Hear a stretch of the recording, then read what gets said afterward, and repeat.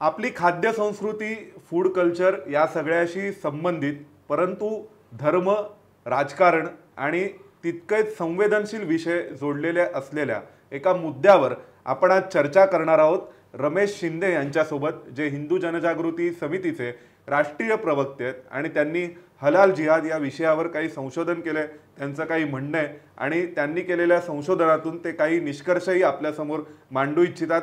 रमेश शिंदे, तुमचं मनपूर्वक स्वागत एबीपी माझाच्या डिजिटल प्लॅटफॉर्मवर. नमस्कार रमेशजी, सध्या तुम्ही जो विषय मांडताय तो हलाल जिहाद असा आहे आणि या विषयात तुम्ही यापूर्वीही सरकारशी अनेकदा संपर्क साधलेला आहे. उत्तर प्रदेश सरकारने हलाल जिहादला बंदी घातली असेही तुम्ही म्हणताय. तर हा हलाल जिहाद हा शब्द आणि सध्या सर्वत्र ज्या विविध जिहादची चर्चा सुरू आहे, म्हणजे कुठे लव जिहादची चर्चा असते, आता सध्या निवडणुका सुरू आहेत, काल परवा आपण लँड जिहाद हा शब्दही ऐकलाय आणि आता हलाल जिहाद. एका सर्वसामान्य व्यक्तीच्या दृष्टीने किंवा सर्वसाधारणपणे जी आपल्याकडे धर्मनिरपेक्ष किंवा जी हिंदुत्वाची ही जी कल्पना आहे त्यामध्ये सर्वसाधारण हिंदू व्यक्तीचं मत असं असतं की प्रत्येक ठिकाणी धर्म का जोडला जातोय किंवा यातून एक भावनांचं राजकारण करण्याचे प्रयत्न सुरू आहेत का, संवेदनशील मुद्द्यांना चुचकारून त्यातून काही मतांचं कॉन्सोलिडेशन करण्याचे प्रयत्न सुरू आहेत का. तर या सगळ्यावरती हलाल जिहादवर नेमका आक्षेप असण्याचं कारण काय? सगळ्यात अगोदर तर हलाल ह्या दृष्टिकोनातून जर म्हटलं तर हलाल हा मुस्लिम धार्मिक ग्रंथांमधला त्यांचा अधिकार आहे की त्यांनी कुठल्या पद्धतीचं मांस खावं, ते मांस कुठल्या पद्धतीने त्यांनी बनवावं, आणि ह्याला आम्ही कधीच विरोध केलेला नाही आहे. त्यामुळे हलाल ह्या कॉन्सेप्टला आमचा विरोध नाही आहे. त्याच्या माध्यमातून जिहाद चालू आहे का हा प्रश्न आहे आपल्यापुढे.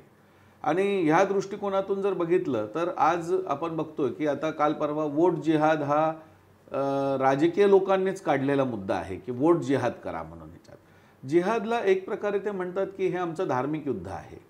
तर हे धार्मिक युद्ध नेमकं कोणाच्या विरोधात आहे, कुठल्या देशाच्या विरोधात आहे का? आपल्या भारताची जी अर्थव्यवस्था आहे ती आपण मागच्या काही वर्षांमध्ये आपण बघतोय की ती मोठ्या प्रमाणात विकसित होत चाललेली आहे. जगात आज आपण जवळपास 3ऱ्या क्रमांकावरती येऊन पोचलेलो आहोत.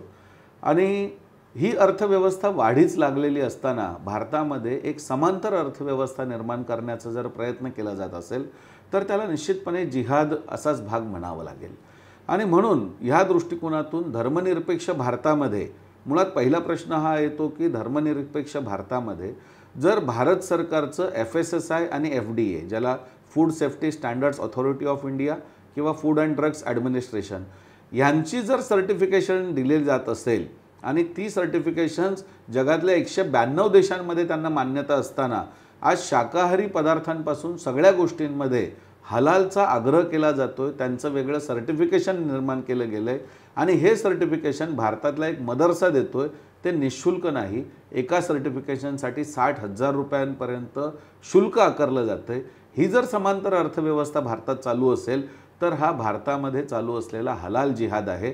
ह्या दृष्टिकोनातून आपण लक्षात घेतलं पाहिजे. नाही, पण मग तुम्ही या सगळ्याकडे जिहाद म्हणून का पाहताय? म्हणजे दुसऱ्या बाजूला आपण बघतो की अनेक फूड्सच्या बाबतीत वेगवेगळ्या स्वरूपाचं सर्टिफिकेशन भारतात होतं. ते एग मार्कच्या बाबतीत होतं, ते तुम्ही नॉनव्हेज व्हेजिटेरियन याचंही सर्टिफिकेशन आहे, FSSAIचं सर्टिफिकेशन आहे. मग स्पेसिफिकली हलालवरच आक्षेप का, असा जो प्रश्न उपस्थित केला जातो त्याबद्दल काय? खूप छान प्रश्न आहे हा, की यातून मुद्दा स्पष्ट होईल. आज मी छोटंसं उदाहरण देतो की आज तुम्हाला जर ड्रायव्हिंग शिकायचं असेल तर तुम्हाला चांगल्या अत्याधुनिक ड्रायव्हिंग स्कूल्स आहेत. काही चांगल्या कंपन्यांनी काढलेल्या आहेत. मारुतीसारख्या कंपनीचं सुद्धा ड्रायव्हिंग स्कूल आहे. त्या ठिकाणी तुम्हाला सुविधा देता येतात, त्या ठिकाणी सगळ्या गोष्टी तुम्हाला शिकवण्याची व्यवस्था करता येते. पण याचा अर्थ त्यांना वाहतूक परवाना देण्याचा, ड्रायव्हिंग लायसन्स देण्याचा अधिकार आहे का? ड्रायव्हिंग लायसन्स देणं हा केवळ भारत सरकारचा अधिकार आहे. आणि म्हणून आपलं म्हणणं हेच आहे की जसं ड्रायव्हिंग लायसन्स देणं भारत सरकारचा अधिकार आहे तसं फूड लायसन्स देणं पण भारत सरकारचा अधिकार आहे. आणि म्हणून वाणिज्य मंत्रालयाच्या अंतर्गत अगोदरच FSSAI आणि FDA या 2 संस्था भारतामध्ये लायसन्स देतात. ते पदार्थांचे इन्ग्रेडियंट्स तपासतात, त्याच्यामध्ये किती % ते पदार्थ आहेत ह्याचा डाटा, त्याचं शीट मागे देतात आणि त्यानंतर त्याच्यावरती एक हिरव्या रंगाचा डॉट देतात आणि एक लाल रंगाचा डॉट देतात की ज्यातून स्पष्ट व्हावं की बाबा ह्या दृष्टिकोनातून की हे सर्टिफिकेशन काय आहे. आता माझा प्रश्न आहे की आता जसं मी तुम्हाला उदाहरणार्थ दाखवतो, माझ्याकडे हे पापड आहे. आता पापड शाकाहारी आहे. याच्यावरती जर आपण इकडे बघितलं तर हिरव्या रंगाचा बिंदू आहे याच्यावरती, आणि ह्या ठिकाणी FSSAIचं लायसन्स पण आहे आणि हलालचा सिम्बॉल पण आहे. आता हा जर पापडाला जर भारत सरकारने सर्टिफाय केलं की हे शाकाहारी आहे, तर मुस्लिम समाजाचं म्हणणं आहे की आम्हाला ह्याच्यामध्ये डुकराचं मांस नाही, कारण डुक्कर हे आमच्या दृष्टिकोनातून हराम आहे. तर ज्या गोष्टीमध्ये डुकराचं मांस नाही ते आमच्या दृष्टीने हलाल आहे. आणि दुसरं, डुकराचं मांस किंवा दारूला सुद्धा त्यांच्यामध्ये हराम मानलं जातं. तर हे 2 इन्ग्रेडियंट्स त्याच्यामध्ये नाहीत, हे आम्हाला तपासायचं आहे. जर ह्याच्यावरती हिरव्या कलरचा जर डॉट दिलेला आहे भारत सरकारने, याचा अर्थ ही गोष्ट 100% शाकाहारी आहे. मग भारत सरकारने तपासणी केल्यावरती त्यांचं म्हणणे की नाही, आमच्या मदरशातून सुद्धा त्याची तपासणी झाली पाहिजे. ती तपासणी धार्मिक आधारावरती निशुल्क नाही, त्यासाठी एका प्रोडक्टसाठी 1 वर्षासाठी 60,000 रुपये ते चार्ज करणार. हा कसं काही म्हणजे भारत सरकारच्या सर्टिफिकेटपेक्षा मदरशातला हलाल सर्टिफिकेट सुपिरियर आहे, असं कसं म्हणता येईल? मी आपल्याला दुसरं उदाहरण दाखवतो की ह्या ज्या चिप्स आहेत, इथे हिरव्या रंगाचा डॉट आहे म्हणजे हे शाकाहारी आहे. याच्यावरती सुद्धा बघितलं आपण तर इथे FSSAIचा सिम्बॉल आहे आणि त्याच्या बाजूला हलालचा सिम्बॉल आहे. तर FSSAIने ह्याला इथे इन्ग्रेडियंट्स लिहिलेले आहेत त्याच्यामध्ये की ह्यात कोणत्या कोणत्या गोष्टींचा समावेश आहे, किती % आहे. मग जर ह्याच्यामध्ये डुकराचं मांस किंवा दारू ही नाही आणि त्याच्यामुळे ते शाकाहारी आहे, असं जर भारत सरकारच्या एका अधिकृत संस्थेने अत्याधुनिक लॅबोरेटरीमध्ये संपूर्ण तपासणी करून त्याला सर्टिफिकेट दिलं, तर मुस्लिम समाजाचा हा आग्रह काय आहे की आमच्या मदरशातून त्याला जोपर्यंत सर्टिफिकेट मिळणार नाही तोपर्यंत आम्ही ते घेणार नाही. ही कुठून चालू झालं बरं? ही गोष्ट जर तुम्हाला धार्मिक दृष्टीने मानायची असेल तर हे सर्टिफिकेशनची व्यवस्था 2013 नंतर चालू झाली. मग 2013च्या पूर्वी हलालचं काय नेमकं होतं?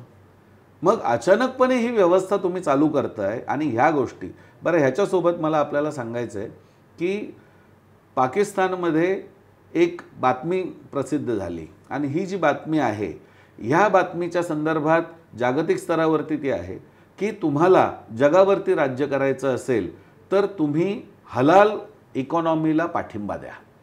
आणि ही जी बातमी आहे ही सप्टेंबर 2013ला ही हलाल कॉन्फरन्स मलेशियामध्ये झाली आणि त्यानंतर हे जगभरात चालू झालं. तोपर्यंत हलालचं ही इकॉनॉमीची कॉन्सेप्ट का नव्हती?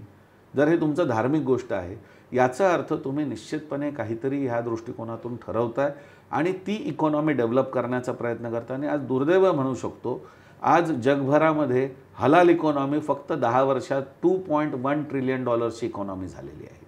तेव्हा एवढी प्रचंड मोठी इकॉनॉमी 10 वर्षात जर जनरेट केली जात असेल तर ही कशा माध्यमातून केली जाते याची चौकशी आणि तपास व्हायला हवा.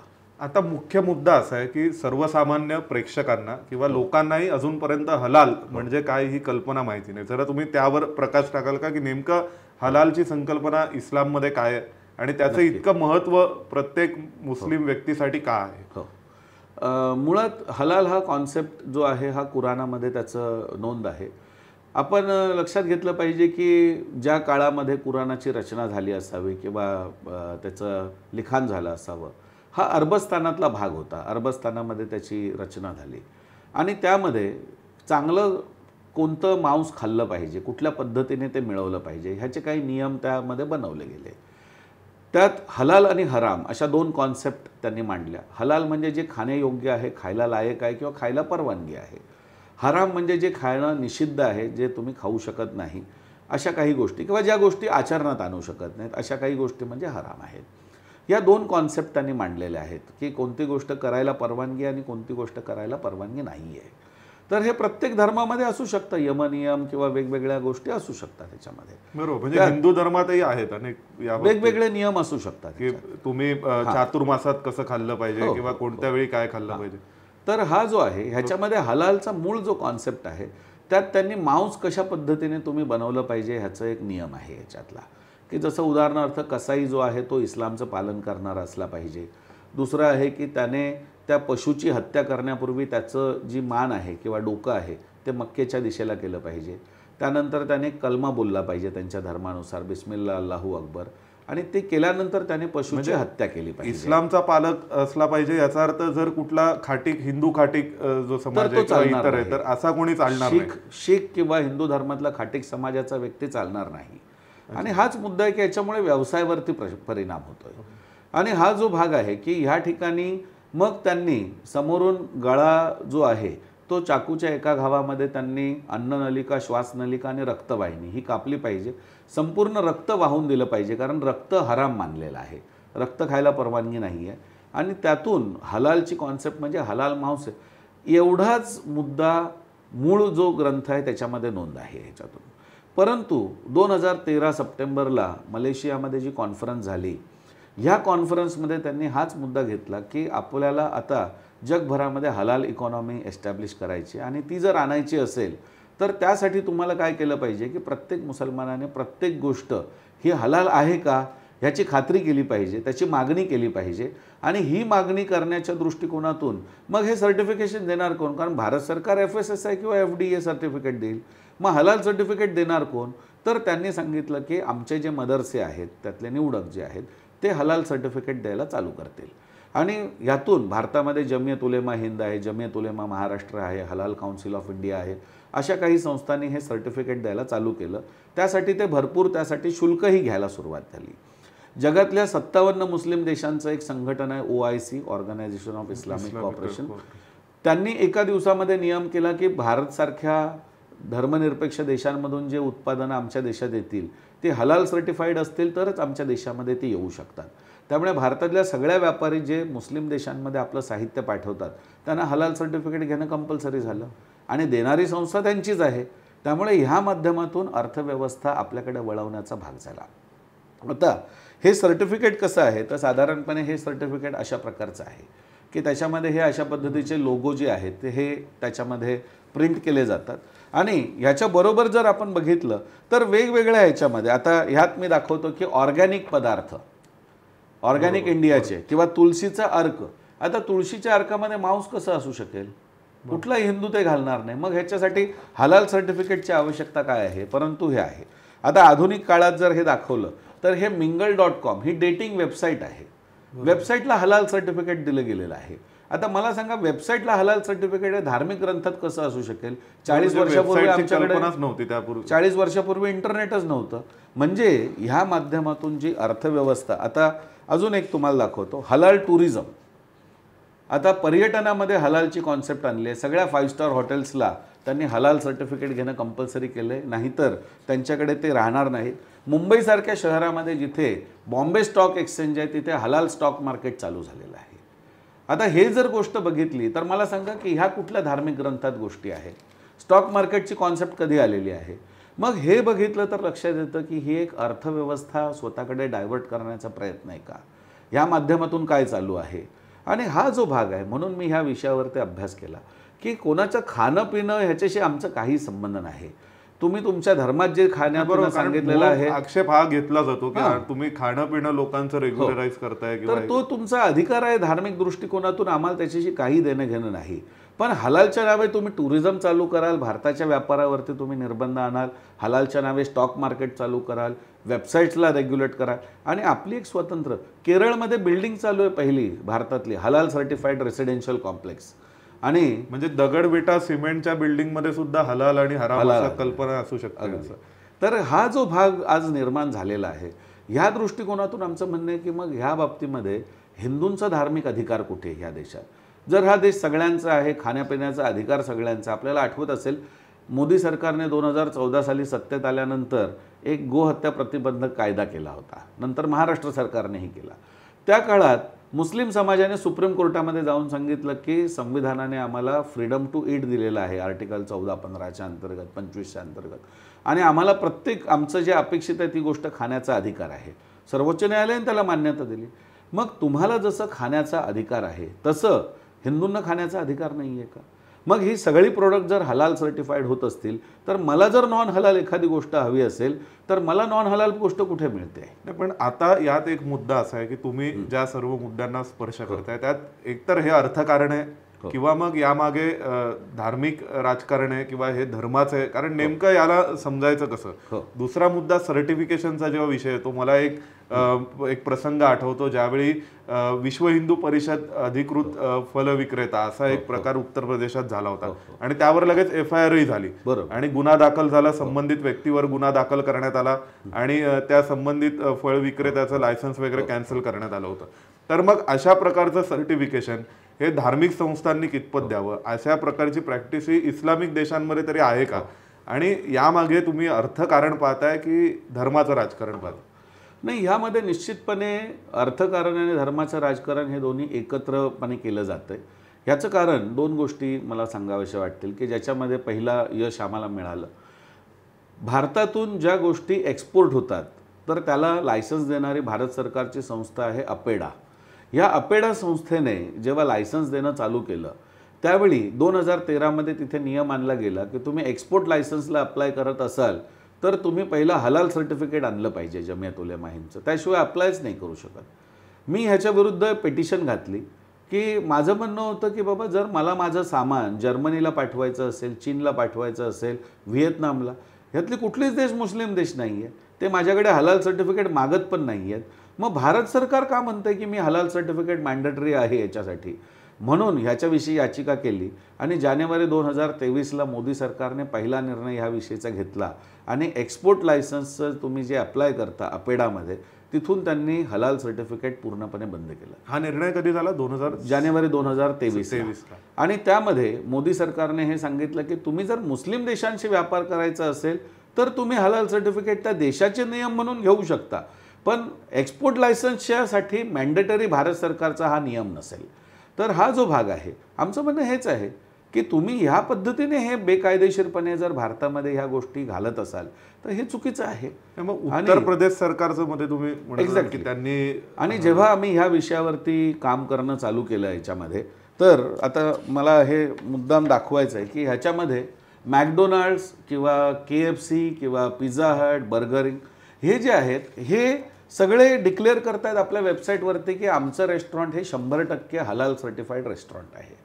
आमचं म्हणणं आहे तुम्ही हलाल सर्टिफाईड करायला आम्हाला काहीच अडचण नाही, परंतु तुमच्याकडे जर येणारा ग्राहक हा जर 5% मुस्लिम असेल तर तुमच्या रेस्टॉरंटमधली एक सीट तुम्ही त्यांना रिझर्व करा, आरक्षित करा आणि तिथे लिहा की बाबा ही सीटवरती जे बसतील त्यांना हलाल फूड सर्व केलं जाईल. परंतु बाकी जे 90% तिथे येणारे हिंदू आहेत, शीख आहेत, शीख लोकांच्या धर्मग्रंथात लिहिलेलं आहे की शीख हा हलाल मांस कुठल्याही परिस्थितीत खाऊ शकत नाही. तो अल्पसंख्य, त्याच्या धर्माचा आदर का होऊ नये ह्या देशामध्ये? आणि म्हणून हे 100% हलाल सर्टिफाईड फूड जे देण्याची जी सिस्टीम चालू झाली त्याला आम्ही आक्षेप घेतला की बाबा भारतामध्ये राहणाऱ्या प्रत्येक नागरिकाला खाण्याचा जर तितकाच अधिकार असेल तर तुम्ही आमच्यावरती जबरदस्ती कशी करू शकता? आणि म्हणून ह्या दृष्टीने जी आम्ही जागृती केली त्यातून उत्तर प्रदेशचे मुख्यमंत्री माननीय योगी सरकार जे आहे योगीजींचं, तर त्यांनी ही गोष्ट लक्षात घेतली आणि FSSAIचा जो कायदा आहे त्याच्यामध्ये कलम आहे मिस ब्रँडिंग. म्हणजे भारत सरकारने एकदा तिथे लोगो त्यांचा प्रिंट केला आणि ते घोषणा केली की हे काय कुठलं उत्पादन आहे नेमकं, तर त्याच्यावरती दुसरी कुठलीही संस्था दुसरा लोगो छापू शकत नाही. याला मिस ब्रँडिंग म्हटलं जातं की तुम्ही भारत सरकारच्या लोगोविषयी संशय निर्माण करताय यातून. आणि हलालचा लोगो आल्यामुळे संशय निर्माण लोकां की बाबा हलालचं घ्यायचं की नाही घ्यायचं, FSSAIचं मानायचं की नाही मानायचं. आणि हा मिस ब्रँडिंगचा क्लॉज लावून त्यांनी संपूर्ण उत्तर प्रदेशमध्ये म्हणजे भारतातलं पहिलं राज्य बनलं की जिथे हलाल सर्टिफाईड, त्यांनी मीठ त्याच्यात घेतलेलं नाही, मांसाला घेतलेलं नाही, तर हलाल सर्टिफाईड जी सगळी प्रोडक्ट्स आहेत त्यांनी सांगितलं की भारत सरकारचंच, इव्हन निर्मला सीतारामन यांनी याविषयी प्रेस कॉन्फरन्स घेऊन सांगितली की लायसन्स देण्याचा अधिकार फक्त भारताच्या मंत्रालयांना आहे, कुठलीही खाजगी NGO लायसन्स देऊ शकत नाही. हे भारताच्या अर्थमंत्र्यांचं स्टेटमेंट आहे. आणि म्हणून ह्या दृष्टिकोनातून आमचं म्हणणं आहे की जर भारताचे अर्थमंत्री म्हणत असतील एका राज्यात ह्याच्यावर बंदी येत असेल तर निश्चितपणे बेकायदेशीर गोष्ट आहे ही. मग योगी सरकारने ज्यावेळी हलाल बॅन केलं असं तुम्ही म्हणताय, हलाल सर्टिफिकेशन बॅन केलं आणि त्यात मांसाहारी पदार्थांसाठी आहे, म्हणजे इतर जे शाकाहारी म्हणजे आता जे आपण तुम्ही प्रकार दाखवलेत की म्हणजे वेफर्स पासून ते पापडापर्यंत जिथे हलाल सर्टिफिकेशन येते ते बॅन केलं गेलेलं आहे. हा मुद्दा किंवा अशा स्वरूपाची जी कारवाई योगी सरकारने केली ती एक्झिस्टिंग कायद्याद्वारे केली आहे. मग इतर राज्य सरकारांनी मग त्या बाबतीत काही केलंय का? तुम्ही कोणासोबत आणखीन त्या बाबतीत करस्पॉन्डन्स कम्युनिकेशन केलंय का? या संदर्भात महत्त्वाचं म्हणजे की उत्तराखंडच्या सरकारने आम्हाला कळवलं की आम्ही लवकरच हलाल सर्टिफिकेशनवर बॅन घालू.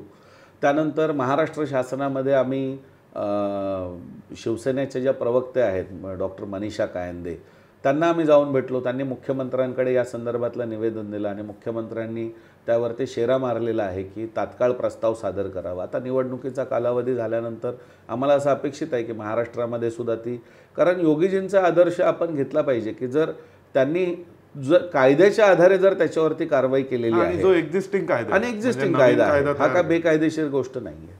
त्यामुळे पूर्वीच्या सरकारपासूनचा कायदा आहे असं पण आहे का? म्हणजे काँग्रेस सरकारपासूनचा असला तर आणि ह्याच्यात म्हणजे अजून सोपं असतं ते बऱ्याचदा. नाहीतर आणि ह्याच्यात आणखीन एक विशेष गोष्ट काय आहे की आज हलाल सर्टिफिकेशन जरी म्हटलं तरी सुद्धा हलाल सर्टिफिकेशनचं स्टँडर्ड ऑपरेटिंग प्रोसिजर नाही आहे. म्हणजे शिया लोकांचं हलाल वेगळं आहे, सुन्नी लोकांचं हलाल वेगळं आहे, प्रत्येक संस्थेचं वेगळं आहे. त्यामुळे तुम्ही जर जमियत उलेमा हिंदचं हलाल सर्टिफिकेट घेतलं तर तुमचं सामान हे इराणमध्ये ॲक्सेप्ट होणार नाही, कारण इराण शिया देश आहे. मग ते इराणला पाठवण्यासाठी तुम्हाला परत वेगळं हलाल सर्टिफिकेट घ्यावं लागतं. त्यामुळे हा जो भाग आहे की ह्याच्यातून पहिली गोष्ट म्हणजे की भारतामध्ये जो आपला मागास समाज आहे, दलित समाज आहे, खाटीक समाज, हा संपूर्णपणे बेरोजगार व्हायला लागलेला आहे. कारण जर मॅकडोनाल्ड वगैरे सगळे जर 100% हलाल जर झाले तर त्यांचं कोणीही मांस घेणार नाही किंवा त्यांची जी दुकानं आहेत, आज तुम्ही मुंबईमध्ये बघितलं तर देवनारला 387 दुकानं हिंदू समाजातल्या खाटीक समाजाची होती. आज केवळ 2 ते 3 त्या ठिकाणी दुकानं शिल्लक राहिलेली आहेत.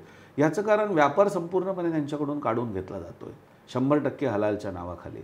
त्यामुळे एकीकडे आपला दलित समाज उद्ध्वस्त होतो या माध्यमातून.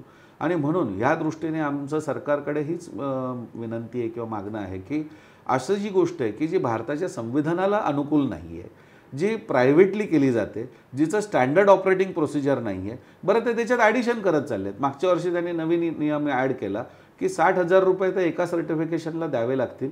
त्याच्यासोबत आम्ही ट्रेंड केलेले 2 मौलाना हलाल इन्स्पेक्टर म्हणून तुमच्या कंपनीमध्ये कामाला ठेवणं बंधनकारक आहे.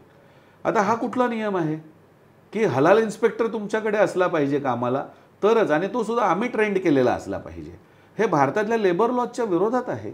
आणि म्हणून ह्या दृष्टीने हे जर बेकायदेशीरपणे भारतात अशी एक अर्थव्यवस्था निर्माण केली जात असेल तर तिला भारत सरकारने कायद्यानेच रोखलं पाहिजे. रमेशजी, एक मुद्दा असा आहे की यात आपण म्हणतोय की अँटी कॉम्पिटिटिव्ह लॉज आहेत, मिस ब्रँडिंगचा कायदा वापरला जाऊ शकतो, विविध कायद्यांमध्ये तरतुदी आहेत ज्याचा उपयोग करून हे थांबवलं जाऊ शकतं. पण दुसऱ्या बाजूला खासगी अर्थव्यवस्थेशी किंवा ज्यावेळी आपण मुक्त अर्थव्यवस्था म्हणतो आणि जिथे व्यापाऱ्यांना, जिथे कंपन्यांना त्यांचं स्वातंत्र्य आहे त्यांच्या प्रोडक्टला कशा प्रकारे त्यांनी मार्केटमध्ये आणायचं, त्या ठिकाणी अशा स्वरूपाच्या एका कायदेशीर बंधनातून किंवा सरकारच्या प्रतिबंधातून हे कितपर्यंत थांबू शकेल? कारण जर का मार्केटमध्ये तुम्ही म्हणताय की 5% फक्त जर मुस्लिम कन्झ्युमर आहेत किंवा 15% असे कन्झ्युमर आहेत ज्यांना हलाल सर्टिफाईड काहीतरी हवंय, पण इतरत्र जो कोणी हलाल सर्टिफाईड न घेणारा व्यापारी असेल त्याने ते 15% तरी का सोडावेत? म्हणजे जो सर्टिफाईड घेणार आहे त्याला 85% प्लस 15% ज्यांना हलाल सर्टिफिकेट हवे आणि जे नॉन हलाल आहेत असे दोन्ही ग्राहक मिळणार आहेत. आणि जो हे नाकारणारे त्या व्यापाऱ्याला मात्र एका ग्राहकाला नाकारावं लागणार आहे आणि त्याला एकाच पर्टिक्युलर क्लास ऑफ कन्झ्युमर्सवर डिपेंड राहावं लागेल, जो की बहुसंख्याक आहे, हिंदू आहे किंवा इतर अल्पसंख्याक आहेत अदर दॅन मुस्लिम.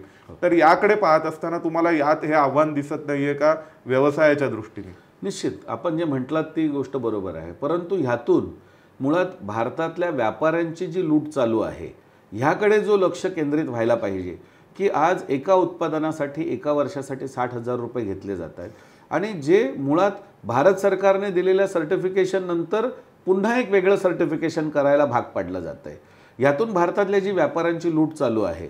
बरं, ह्याच्यामध्ये आज जर हल्दीराम हलाल सर्टिफाईड आहे आणि ते हलालसाठी पैसे खर्च करतात तर तुम्ही डीमार्ट किंवा ह्या सगळ्या संस्था जिथे आहेत की किंवा शॉपिंग मॉल आहेत मोठे, तिथे हलालचं एक वेगळं रॅक करा आणि जे हलाल खाणार आहेत त्यांच्याकडून ते हलालसाठीचा एक्स्ट्रा जो चार्ज भरलेला आहे तो वसूल करा. पण आता प्रत्येक ठिकाणी हलाल इन्स्पेक्टर पण आहेत म्हणजे जे हो.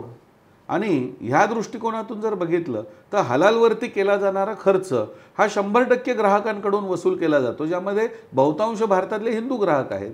आमचं म्हणणं आहे, जर मला हलाल सर्टिफिकेटच नको आहे, माझा संबंधच नाही, तर माझ्याकडून हलाल सर्टिफिकेटचे पैसे का वसूल केले जावेत, हा मूळ मुद्दा आहे. दुसरी गोष्ट, आमचं भारत सरकारकडे आम्ही ह्याविषयी पत्रव्यवहार केला आहे. माझी सध्या मिनिस्ट्री ऑफ होम अफेअर्समध्ये याचिका देखील चालू आहे ह्याची. त्यात आम्ही स्पष्टपणे म्हटलेलं आहे की भारत सरकारचं मिनिस्ट्री ऑफ कॉमर्स जसं आहे तसं मिनिस्ट्री ऑफ मायनॉरिटी अफेअर्ससुद्धा आहे. तुम्ही एक 4 मौलानांना मिनिस्ट्री ऑफ होम अफेअर्समध्ये अपॉइंट करा.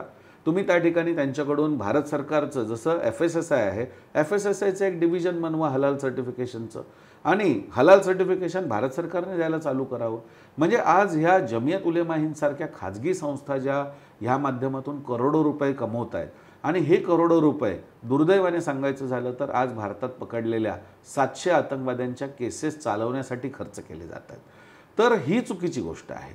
आणि म्हणून भारत सरकारकडे आम्ही ही विनंती केलेली आहे की आम्ही काय हलालच्या विरोधात आहोत असं नाही, पण सर्टिफिकेशन देण्याचा अधिकार तुम्ही खाजगी, मग उद्या जैन म्हणतील की आम्ही एक सर्टिफिकेशन देणारी संस्था चालू करू, उद्या हिंदू म्हणतील आम्ही एक आमचं ओमचं सर्टिफिकेट चालू करू. मग प्रत्येकाने जर आपापलं सर्टिफिकेट चालू करायचं म्हटलं आणि ते सर्टिफिकेट असल्याशिवाय आम्ही हे खाणार नाही, तर मग देशाची व्यवस्था कशी राहणार? मग संविधानाचं काय उपयोग? पण जमियत उलमा हिंद सारख्या संघटनांचा विचार करतो किंवा कुठल्याही कट्टरपंथी संघटनांचा, आता तुम्ही यातलं जे आर्थिक गणित समजवताय, तर तो कट्टरतावाद जोपासणं ही त्यांची निकड होऊन जाईल, गरज होऊन जाईल. कारण जर तो कट्टरतावाद जोपासला गेला नाही तर हलाल सर्टिफिकेटची डिमांड होणार नाही. जर डिमांड झाली नाही तर मग संबंधित संस्था संघटनांना पैसा मिळणार नाही. असं एक नेटवर्क. अगदी तुम्ही सांगितलं हे अगदी तसं चक्र आहे, म्हणजे व्यापाराचं चक्र हेच आहे या माध्यमातून. आणि म्हणून हे मी जे सांगितलं की मुळात हलाल ही कॉन्सेप्ट जी आणली गेली, इकॉनॉमीची जी कॉन्सेप्ट, भारतामध्ये 2010 साली इस्लामिक बँक चालू झाली होती. तत्कालीन RBIचे गव्हर्नर होते रघुराम राजन. ह्याच्याविरुद्ध सुब्रमण्यम स्वामींनी याचिका दाखल केली की सेक्युलर देशामध्ये धार्मिक आधारावरती बँकिंग कसं चालू शकतं, आणि आपल्या देशातल्या उच्च न्यायालयांनी, सर्वोच्च न्यायालयांनी त्याच्यावरती बंदी घातली की स्वतंत्र भारतामध्ये बँक चालेल तर ती रिझर्व्ह बँकेच्या नियमाने धर्माच्या आधारे कुठली बँक चालणार नाही. आणि म्हणून बँक फसल्यानंतर त्यांनी हे कंझ्युमर आधारित नवीन इकॉनॉमी बनवलेली आहे. तेव्हा अशा प्रकारच्या ज्या इकॉनॉमी बनवण्याचा प्रयत्न केला जातो आणि अर्थव्यवस्थेवरच नियंत्रण मिळवण्याचा प्रयत्न केला जातो, तेव्हा भारतासारख्या देशाने खूप सजग राहायला पाहिजे. आणि म्हणून आमचं म्हणणं हेच आहे की ह्या दृष्टीने ज्या संस्था हे सर्टिफिकेशन करत आहेत त्यांचं अकाउंट्स तपासा, त्यांचे हिशेब, ते जनतेकडून पैसे घेतात तर त्यांच्या RTIचा नियम लावा त्यांना की त्यांना आलेले पैशाचं करतात काय, नेमकं काय वापर केला जातो याच्यामध्ये. ह्या जर गोष्टी झाल्या तरच ते कुठेतरी थांबू शकेल. मागे एकदा असाच एक विषय झाला होता झोमॅटोच्या बाबतीतही आपल्याला आठवत असेल की त्यावेळी हलालच्या फूडवरून एक झोमॅटोने वेगळा रिप्लाय केला होता ट्विटरवर, आणि नंतर एका कुठल्या तरी चातुर्मास किंवा श्रावणाच्या व्यक्ती, जबलपूरची घटना होती ती, बरोबर, आणि त्या ठिकाणी एका हिंदू व्यक्तीने सांगितलेलं श्रावण मासातला उपवास आहे, तर मला तुम्ही, त्याचा जो डिलिव्हरी बॉय होता तो मुस्लिम होता, त्यामुळे त्याने सांगितलं तुम्ही एखादा हिंदू डिलिव्हरी बॉय पाठवला तर बरं होईल. आणि त्याच्या विरोधामध्ये food has no religion but food is religion. आणि त्याच्यानंतर अब्दुल नासिर नावाच्या मुस्लिम व्यक्तीने त्याच झोमॅटोला पाठवलेलं की तुम्ही ज्या रेस्टॉरंटमधून जेवण पाठवलंय ते हलाल आहे की नाही मला माहीत नाही, त्यामुळे मी जेवण घेणार नाही. तर त्याच झोमॅटोने आपल्या वेबसाईट आणि ॲपवरती हलाल रेस्टॉरंटचं एक नवीन सेक्शन चालू केलं. म्हणजे तुम्ही एकीकडे एक वेगळी वागणूक देताय, दुसरीकडे वेगळी वागणूक देताय, ही मुळात चुकीची गोष्ट आहे. पण ही शेवटी वागणूक दिली जाते ती खासगी प्लेयर्सकडूनही दिली जाते. म्हणजे तुम्ही अशी सरकारकडून वागणूक दिली गेली तर समानतेच्या अधिकाराचा भंग झाला म्हणून न्यायालयात तरी जाऊ शकता, पण ज्यावेळी प्रायव्हेट कंपन्याही जर अशा वागत असतील तर त्यावर मग उत्तर काय शोधायचं? नाही, त्यामध्ये लोकांची जागृती हाच त्याच्यातला महत्त्वाचा भाग आहे. आणि ह्याला सोशल मीडियावरती किंवा आपल्यासारख्या चॅनल्सने देखील ते त्या माध्यमातून जागृती केली की मुळात ह्या देशामध्ये कोणाचाही खाण्याचा अधिकार रोखला जाऊ नये, पण त्याचवेळी त्या खाण्याच्या अधिकाराच्या नावाखाली कोणी ह्या देशाची लूटही करू नये. या दोन्ही गोष्टी सायमल्टेनियसली बघायला पाहिजेत. त्यामुळे मला असं वाटतं की ह्या दोन्ही गोष्टींचा जर आपण ताळमेळ करायचा प्रयत्न केला तर निश्चितपणे हे अशा प्रकारच्या गोष्टी थांबू शकतील. आणि महाराष्ट्रामध्ये आज आपण पाहतोय की वेगवेगळ्या ज्या समस्या आज निर्माण झालेल्या आहेत, तर ह्या वेगवेगळ्या समस्यांवरती सुद्धा उपाययोजना ह्यातून, म्हणून आम्ही लोकांची जागृती करतो की बाबा ह्या दृष्टिकोनातून तुम्ही ज्यावेळी उत्पादन घ्याल तर ते उत्पादन घेत असताना सजग राहा, जागृत राहा. हलाल असेल तर तुम्ही त्यांना विचारा की हे हलाल उत्पादन ह्या ठिकाणी का विकायला ठेवलेलं आहे, किंवा ते जर असेल तर त्यासाठी वेगळा विभाग तुम्ही चालू करा.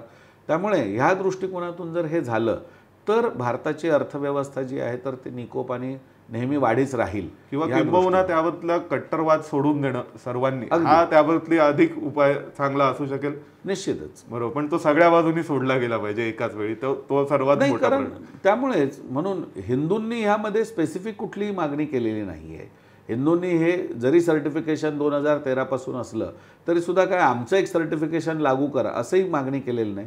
मी आत्ताचं हल्लीचं उदाहरण सांगतो की चेन्नईमध्ये एक जैन बेकरी आहे. त्यांनी फक्त स्वतःच्या व्हॉट्सअप पोस्टमध्ये लिहिलं की आमचं जैन जेवण, कारण ते कांदा लसूण वगैरे त्यांचे खूप नियम आहेत, तर त्यांनी फक्त लिहिलं की आमच्या स्टाफमध्ये सुद्धा मुस्लिम स्टाफ नाही. तर त्यांच्यावरती लगेचच 2 समाजामध्ये द्वेष पसरवल्याचा गुन्हा दाखल केला गेला. मग एकीकडे जर त्यांनी फक्त एवढं लिहिलं की आमच्याकडे मुस्लिम स्टाफ नाही, ते सुद्धा सोशल मीडियावरती, त्यांच्यावरती लगेच गुन्हा दाखल झाला, त्यांना अटक झाली. तर मग माझा प्रश्न आहे की हलालमध्ये स्पष्ट कायद्यातच त्यांच्या लिहिलेलं आहे की मुस्लिम सोडून दुसरं कोणी हलाल करू शकत नाही. मग ह्या सगळ्या मौलानांना का अटक होऊ नये? त्यामुळे एकीकडे जर एका कायद्याचं जर तुम्ही एन्फोर्समेंट एका पद्धतीने करताय तर त्याचं दुसऱ्या पद्धतीने जर बघितलं तर त्याच पद्धतीने त्याचंही एन्फोर्समेंट व्हायला पाहिजे. धन्यवाद. तर आपण लक्षात घेऊ शकतो की ज्याचा त्याचा धर्म आणि प्रत्येक धर्माच्या आधारे जर आता अन्नपदार्थांनाही जर विभाजित करण्याची वेळ येऊ लागली तर किती गंभीर प्रश्न निर्माण होऊ शकतात. आणि हलाल सर्टिफिकेशनचा मुद्दा आणि त्या मुद्द्यावरून सुरू असलेला जो विरोध आहे हिंदुत्ववादी संघटनांकडून, तर त्याबाबत त्यांची जी भूमिका आहे ती भूमिका आपल्याला रमेश शिंदेंनी आज व्यवस्थित समजावून सांगितली. त्याबद्दल तुमचे आभार. आपण पुन्हा भेटू एका नव्या विषयासह. तुम्हाला हा व्हिडिओ कसा वाटला, या मुलाखतीतले मुद्दे कसे वाटले त्याबद्दल कमेंट बॉक्समध्ये जरूर व्यक्त व्हा. आणि हा व्हिडिओ आवडला असला तर मित्रपरिचितांना फॉरवर्ड करा, लाईक करा आणि सबस्क्राईब सुद्धा करा. धन्यवाद. एबीपी माझा, उघडा डोळे बघा नीट.